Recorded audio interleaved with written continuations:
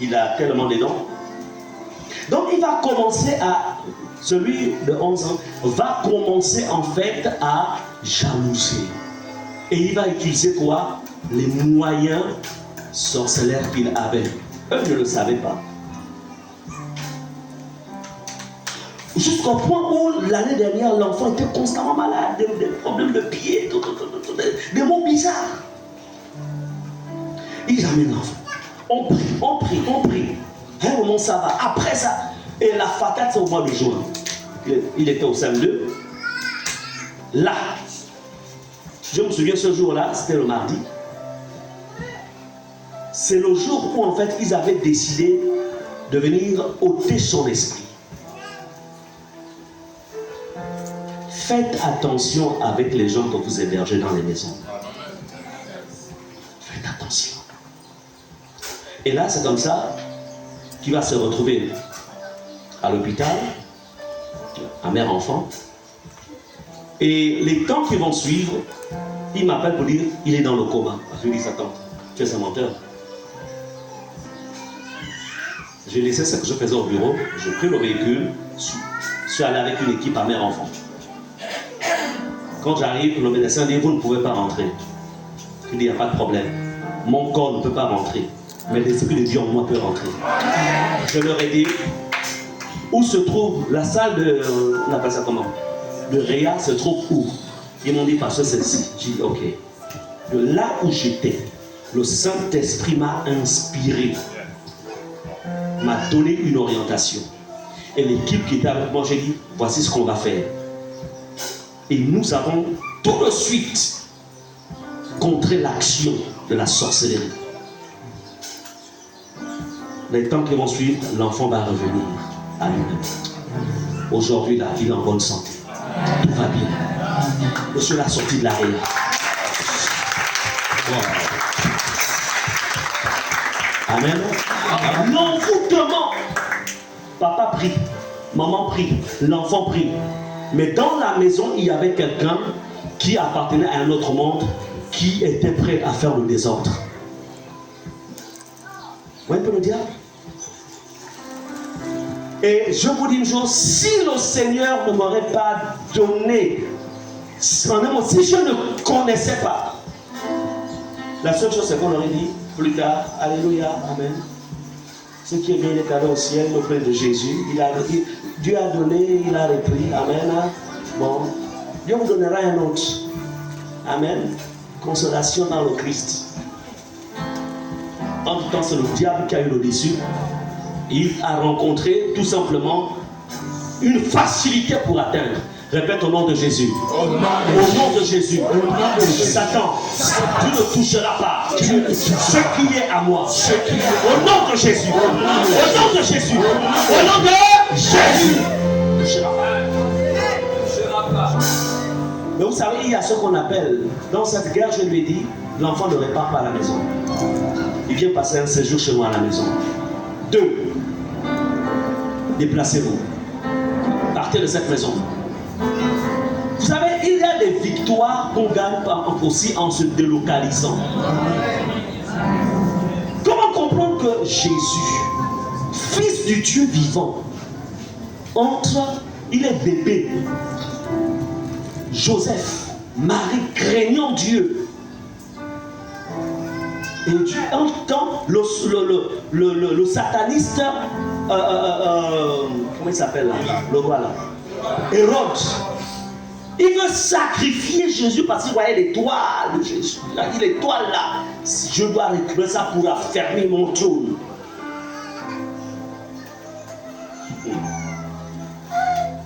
Jésus, Dieu envoie son ange dans la nuit. Il dit Joseph, prends l'enfant, délocalisez-vous. Pendant un temps, allez-y en Égypte. Amen. Et restez ici jusqu'à ce que je revienne vous dire. Jusqu'à ce que ceux qui cherchent la mort de l'enfant eux-mêmes meurent.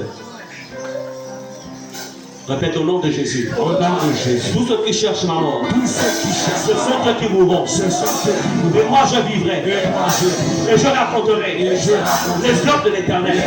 Au nom de Jésus. Ils ont été délocalisés. Ils sont allés en Égypte. Quand Hérode est mort, c'est là que Jésus est revenu. La question de vous à moi. Dieu qui a la toute puissance, il a le grand pouvoir. Il ne pouvait pas garder Jésus en Israël. Il ne faut pas le garder en Galilée. Il ne pouvait pas déployer une armée d'anges, être autour du Fils de Dieu. Et vous savez, Dieu connaît les lois. Il sait que Hérode, en tant que roi, il a l'autorité territoriale. Amen. Et parce qu'il a le contrôle territorial, moi je ne m'oppose pas à son contrôle territorial. Mais je sais un temps où je le jugerai. Mais je ne peux pas m'opposer à lui maintenant. La seule chose, il faut qu'il sorte du contrôle de son territoire. Il y a des combats que vous ne gagnerez pas parce que vous êtes sur un territoire qui ne vous est pas soumis. Amen. Tu peux dire au nom de Jésus, tu peux jeûner, mais Dieu, tout ce qu'il veut, il te dit, sors de là. Yes. Mais Seigneur, j'ai quand même pris des crédits, je me suis endetté. Attends, entre le crédit, l'endettement et la vie, qu'est-ce qui est mieux?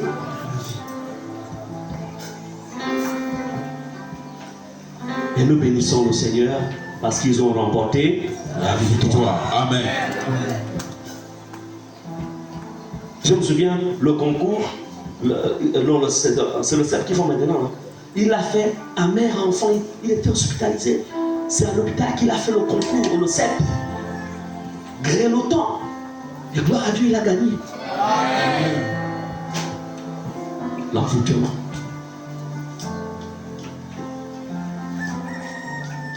Bien-aimé, Osée 4:6 déclare: mon peuple est détruit parce qu'il lui manque la connaissance. Puisque tu as rejeté la connaissance, comme je te rejetais, comme je ne peux pas te protéger.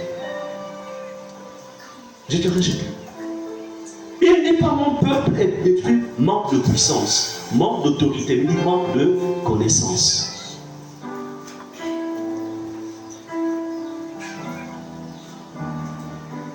Je voudrais dire que lorsque l'envoûtement est en action,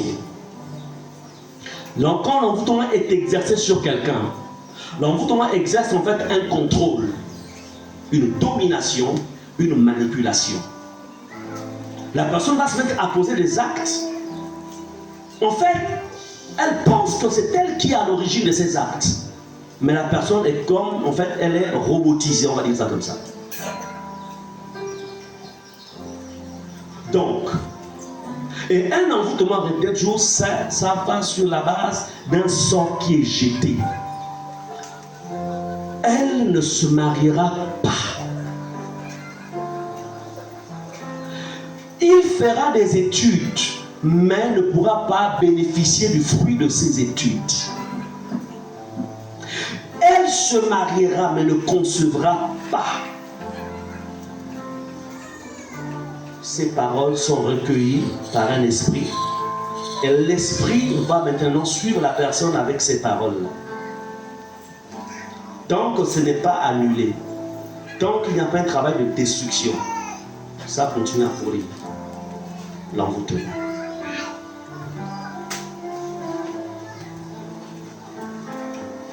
Donc, lorsque tu vois ta vie, tu jeûnes, tu pries, tu fais tout, mais cependant, tu constates que les choses n'avancent pas.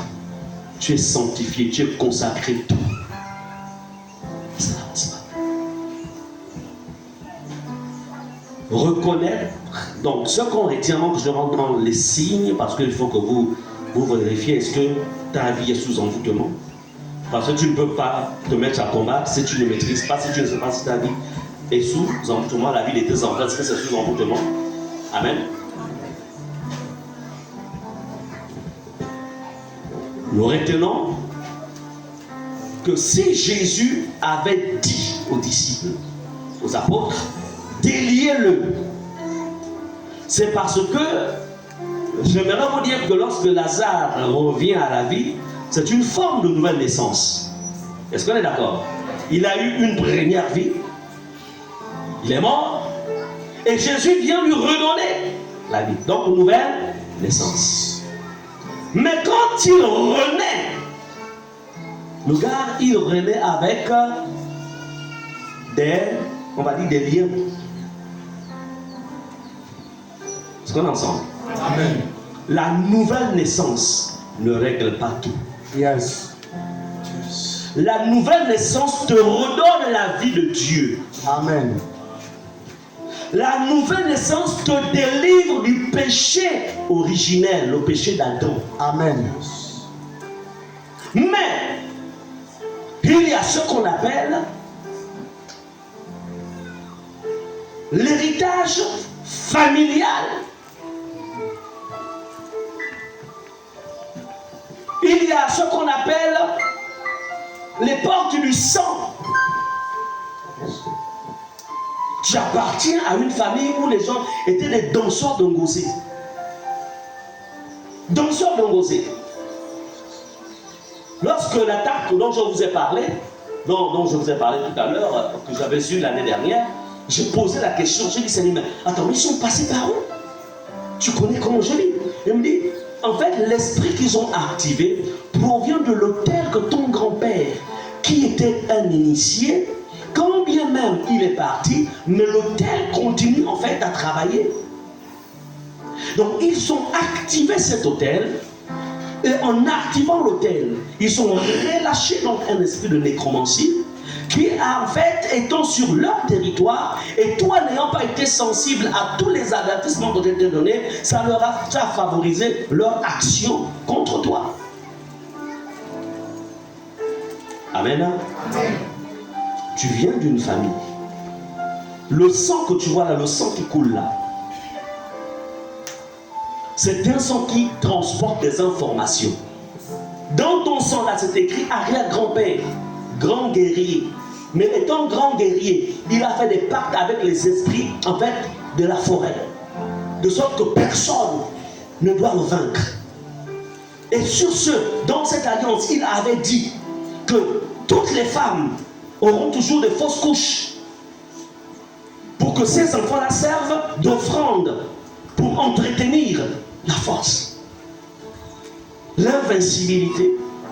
Et toi, tu es un descendant de la 4e génération de cette personne-là. Le même sang est en toi. Vous comprenez? Et que va-t-il se passer? Toi, tu viens en Christ, tu dis, bon, je me marie à Jésus, tout va bien, alléluia, alléluia, Jésus m'aime, alléluia, oh, Jésus m'aime, alléluia, Jésus m'aime, Jésus m'aime. Tu seras là juste pour la louange, pour chanter, pour lire la Bible, etc. Mais rien n'a été fait dans le fond. Mais tu ne comprends pas, au début, tu es zélé, tu es engagé, Et puis, dans le monde des esprits, ça commence à s'élever. Oui, mais le sien, c'est quoi? Ah, il y a un descendant, en fait, qui est en train de monter avec Jésus. Ah bon? Oui. Bon, sortons les textes. Ils sortent ce qu'on appelle, ils ont ce qu'on appelle des livres aussi, des livres d'alliance. Quelle famille? Famille X. Ok. Bon. Le pacte qu'on avait fait avec son aïeul, c'était quoi? Tous les enfants, elle sera enceinte, mais les fœtus doivent venir chez nous. Ok, bien, d'accord. Et puis c'est quoi encore l'autre texte? L'autre texte, il est dit en fait qu'il ne doit pas servir l'autre Dieu. Donc lui, il est allé vers Jésus, oui. Bon, mais est-ce que elle a brisé l'alliance? Non, elle n'a pas brisé l'alliance. Donc elle a tissé l'alliance avec Jésus, oui. Mais elle n'a pas brisé l'alliance d'avant, elle n'a pas brisé l'alliance. Ok, il y a toujours le lien, oui. Ok, donc passons par cette alliance qu'elle n'a pas brisée pour l'empêcher d'aller plus loin. Parce que si elle va plus loin avec Jésus, ça va être la catastrophe pour notre, par rapport à nos actes dans cette famille. Vous comprenez cela? C'est comme ça que le monde fonctionne. Toute alliance qui n'est pas brisée est une alliance qui court. Vous prenez une femme, elle était mariée, et puis ça n'a pas marché. Elle prend ses clics et ses claques, elle s'en va. Il n'y a pas eu remboursement de la dot. Elle n'a même pas daigné aller au tribunal pour présenter en fait la situation. Rien du tout, elle n'a pas daigné le faire. Et puis après, bon, ça dure comme ça 15 ans. Ça fait combien d'années? 15 ans. Elle veut refaire sa vie. Et puis, l'homme dit, l'ancien dit, ah, la femme là, elle veut aller dans un nouveau mariage. Est-ce que vous êtes d'accord que cet ancien mari a eu des droits sur elle? Elle a des droits, oui ou non? Elle a des droits. Puisque rien n'a été annulé. C'est la même chose.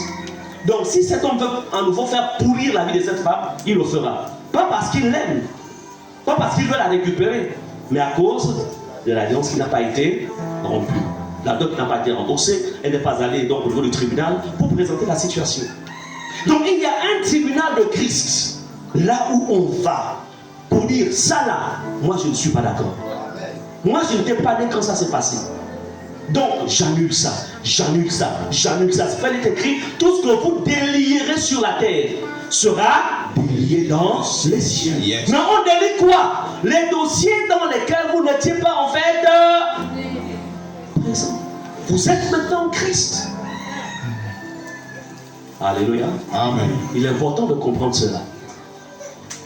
Comment reconnaître que l'envoûtement travaille dans votre maison? L'envoûtement travaille, qu'il y a en fait une équipe, il y a des personnes dans la famille qui exercent la sorcellerie contre vous, contre vos enfants, contre votre vie. Comment on reconnaît? Quels sont les signaux? 1. Les couches de nuit.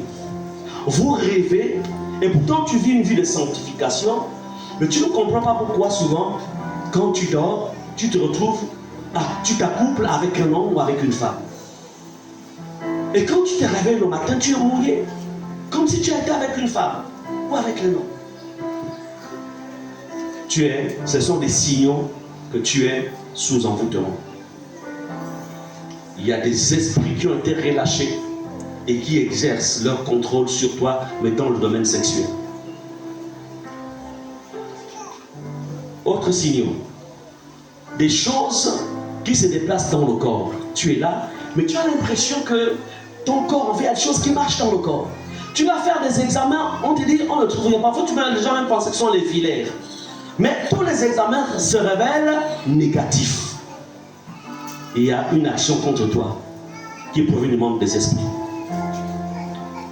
Des douleurs inexpliquées dans ton corps. Tout cela. Tu as des mots qui ne s'expliquent pas. Amen. Certains ont parfois des sensations de piqûres sur la tête. Comme quelque chose qui marche, qui pique. Dans le monde, ça veut dire que dans le monde des esprits, il y a quelqu'un qui contrôle ta santé. Qui ne veut pas que tu sois en bonne santé. L'impression d'avoir un poids énorme sur la poitrine et les épaules. Comme si tu portais quelque chose. Et pourtant, tu n'as pas fait des travaux lourds à la veille. Mais pourquoi ce poids-là? La Bible dit, on reconnaîtra un arbre par ses fruits. Tu as tu as plutôt des migraines injustifiées. En tout temps, tu as des migraines. Tu vas faire, je appelle ça comment? L'examen encéphalogramme, on appelle ça comme ça. Hein? L'IRF, tout, on te dit, non, mais on ne voit rien du tout. Mais cependant, tu as des migraines, plutôt des migraines. Tous les comprimés les plus forts, tu as même pris. Mais cette jour-là, le problème là, il vient du monde des esprits. Aucun comprimé, aucun examen ne peut révéler quoi que ce soit. Certains ont des palpitations cardiaques inexpliquées. Le cœur bat à un rythme parfois pas normal. Ce sont les signes d'un envoûtement. Sensation d'épuisement, sans cause. Tu n'as pas fait grand chose, mais tu te sens épuisé à des moments. Ça veut dire que ton énergie est récupérée par des esprits et utilisée dans le monde spirituel. Tu fais toujours des rêves où tu vois les cimetières. Ce sont des rêves liés à la mort. Ce sont des signes d'un envoûtement. Il y a certains qui en fait sont sujets à de l'impuissance sexuelle pour ceux qui sont mariés. Une impuissance sexuelle qui ne s'explique pas.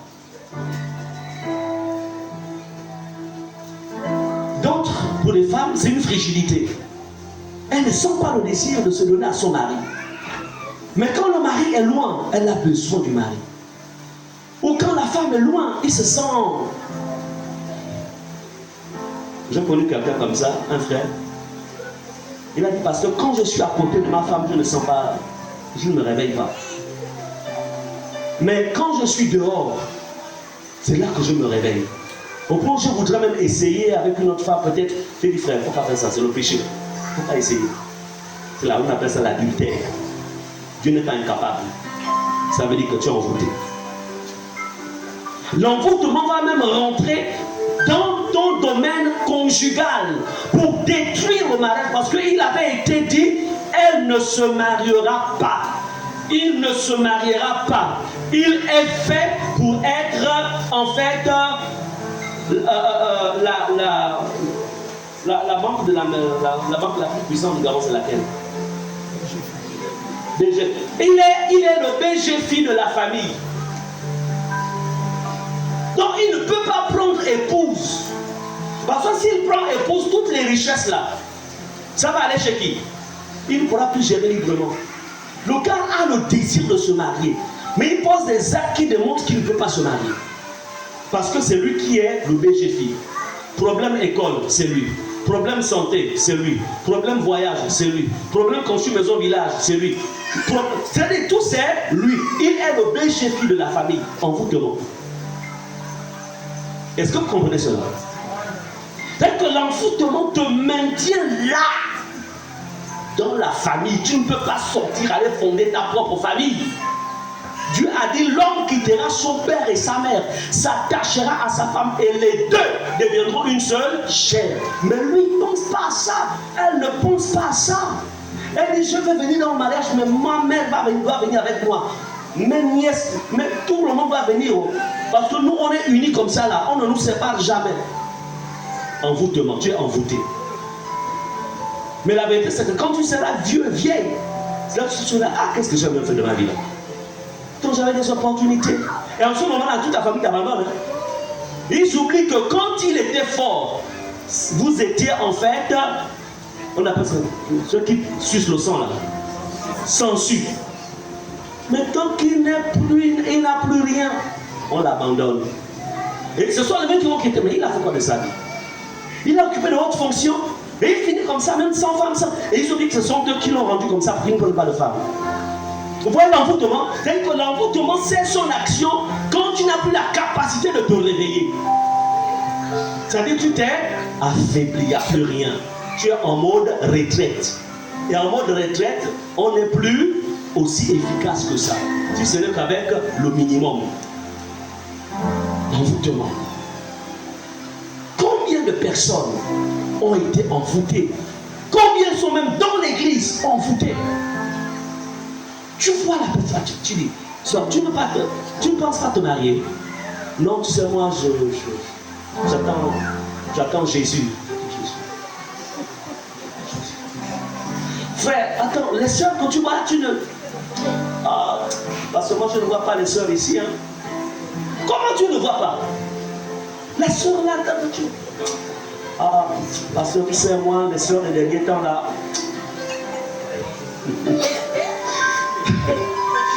Amen. C'est pourquoi il faut prier contre l'envoûtement, contre l'esprit d'envoûtement. Est-ce qu'on est ensemble? L'envoûtement va aussi pousser les gens dans l'église à vivre une vie de désordre sexuel. Ils sont dans la fornication. Ils sont dans la masturbation. J'ai découvert encore un autre péché, je ne connaissais pas. Quand je ne connaissais pas, ils appellent ça sex step. Il paraît que sex step, la femme est en Chine. Lui, il est au Gabon. Ils font des vidéos. Là-bas, il est nu. Ici, là aussi, lui, il est nu. Il paraît qu'ils font... Je parle clairement, vous savez ça. Ils font l'amour à distance à travers les... On appelle ça comment? À travers le téléphone. Téléphone rose, papa. On appelle ça comment? Téléphone rose. Téléphone rose. Donc, ça, la couleur rose. C'est clair. Il dit, mais papa, nous, on est d'une autre génération. Amen. Ça, c'est le péché le plus dangereux. Parce que quand ils font ça, il y a un démon qui est entre eux. Et le démon les relie. Et automatiquement, il y a une invasion démoniaque. Pour possession. Là, tu t'attires un mari de nuit quand tu es une femme, et l'autre là-bas s'attire une femme de nuit. Un démon qui est tout droit dessous les eaux.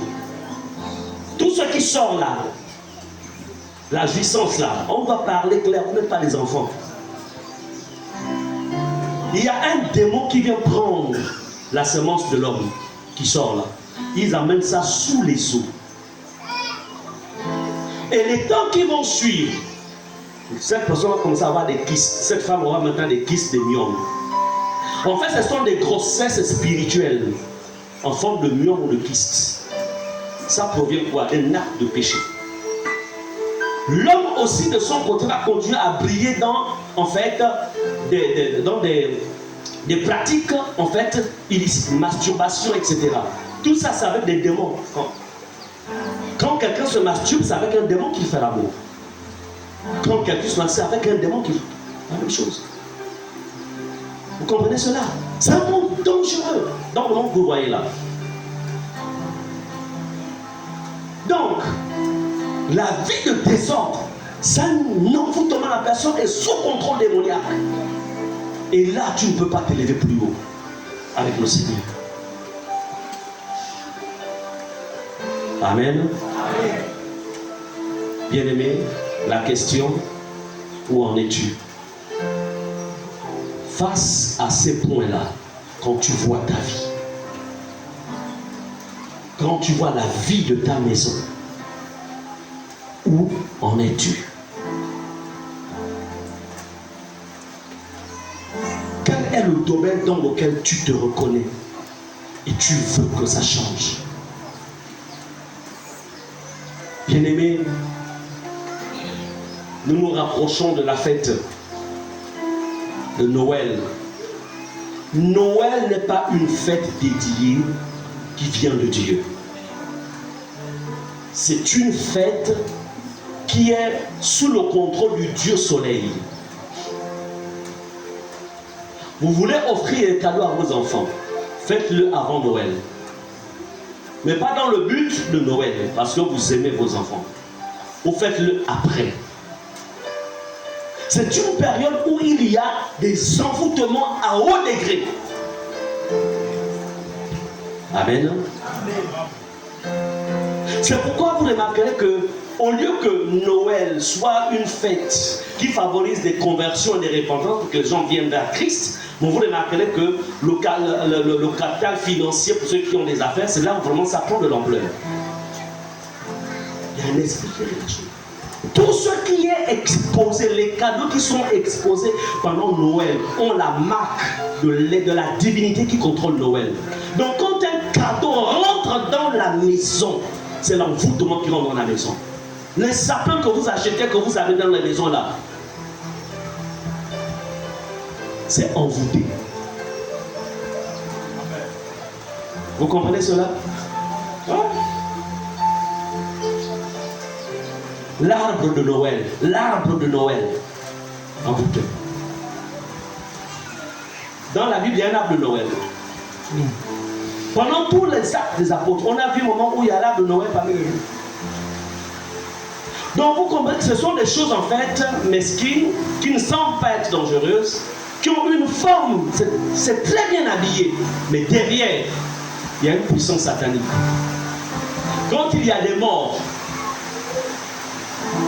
ça c'est l'une des instructions que Dieu m'a données. Il m'a dit, tu sais, le jour où il y avait eu le deuil, la couronne que vous apportez là, pour aller déposer au niveau en fait du mort, au niveau du cercueil, cette couronne là, c'est un point de contact entre l'esprit de mort et toi.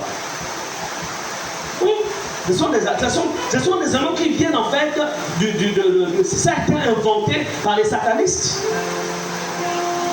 Et effectivement, je me suis rappelé que pendant les années 80, pendant les temps du réveil, en fait, on ne faisait pas ces choses-là. On était loin de ça. Mais à un moment, c'est rentré dans l'église. On a commencé à faire comme tout le monde. Donc, lorsqu'il y a un mort, vous voulez aimer quelqu'un, c'est quand il vit. Quand il est mort là, il est mort. Il est mort. S'il était en Jésus, S'il était en Jésus, quand il meurt, il va tout droit vers le Seigneur. Mais quand il n'est pas en Jésus, jusqu'à ce que son cercueil va sous terre, son esprit est là. Donc quand tu vas déposer on appelle ça comment? La gerbe là, il te voit.